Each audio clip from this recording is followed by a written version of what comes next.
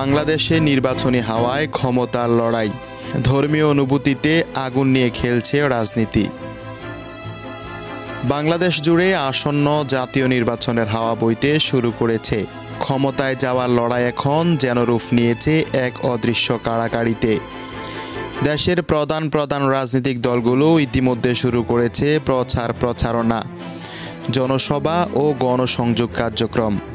তবে নির্বাচনকে সামনে রেখে এই রাজনৈতিক প্রচারণার মাঠে দেখা যাচ্ছে ধর্মীয় অনুভূতিকে ব্যবহার করার নোংরা প্রবণতা, যা দেশের সাধারণ জনগণের মধ্যে ব্যাপক ক্ষোভের জন্ম দিয়েছে। রাজনৈতিক সুবিধা হাসিলের আশায় কেউ হিন্দু সম্প্রদায়ের দুর্গাপূজার মণ্ডপে গিয়ে প্রসাদ খাওয়ার মাধ্যমে ধর্মীয় সহাবস্থানের নাটক সাজাচ্ছেন। আবার কেউ রোজা ও পূজাকে একসাথ করে হিন্দু মুসলিম ভাই প্রমাণের প্রতিযোগিতায় মেতেছেন। অথচ এর আড়ালে লুকিয়ে আছে ভোটের রাজনীতি ও ক্ষমতার লোভ। এর চেয়ে উদ্বেগজনক বিষয় হলো লেবাসধারী কিছু স্বঘোষিত আলেমের আচরণ।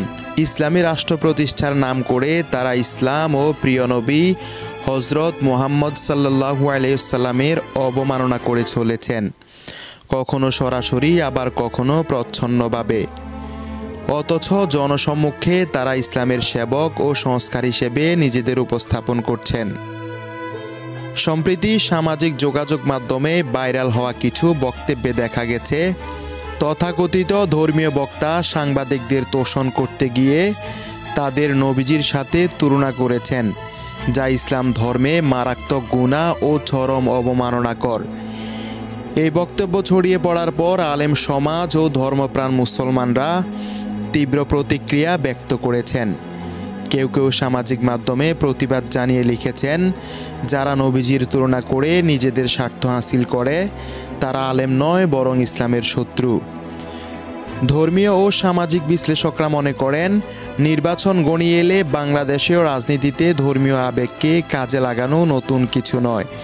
তবে এবার বিষয়টি অনেক বেশি অগ্রহণযোগ্য মাত্রায় পৌঁছেছে। একদিকে রাজনীতিবিদদের ধর্মীয় অভিনয়, অন্যদিকে আলেম পরিচয়ে ধর্মকে অবমাননার চেষ্টা, সব মিলিয়ে জনমনে গভীর উদ্বেগ সৃষ্টি করছে। দেশের সচেতন নাগরিকরা বলছেন, রাজনীতি হোক নীতির, ক্ষমতার জন্য ধর্মকে ব্যবহার করা হোক বন্ধ। তারা আরও আহ্বান জানান, ধর্মীয় অনুভূতিকে ফুজি করে যারা সমাজে বিভাজন ও বিভ্রান্তি ছড়াচ্ছে তাদের বিরুদ্ধে আইনগত ব্যবস্থা নেওয়া হোক।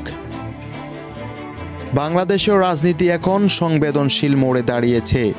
ক্ষমতার লোভে ধর্মীয় মূল্যবোধ ও নবী প্রেমকে পদে পদে অপমান করা হচ্ছে। অথচ এ সমাজের ওই মানুষ ইসলাম ভালোবাসে, নবীজিকে শ্রদ্ধা করে। তাই সময় এসেছে ধর্মকে রাজনীতির হাতিয়ার নয়, নৈতিকতার দিশারি হিসেবে প্রতিষ্ঠা করার। Desk report, Bartadesh news, Dhaka.